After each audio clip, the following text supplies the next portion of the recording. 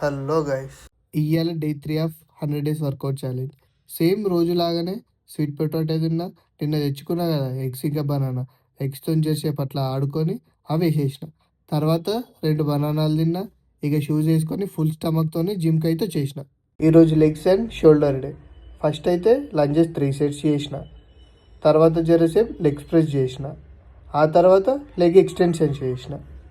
ఇక నెక్స్ట్ కొన్ని shoulder workouts చేసి జిమ్ నుండి అయితే బయటకు వచ్చేసిన. చాలా రోజుల తర్వాత ఇవాళ ఘోరంగా వర్క్ ఉండే. క్లయింట్ పని చేసి నా పని చేసేసరికి ఫుల్ సేపు అయింది.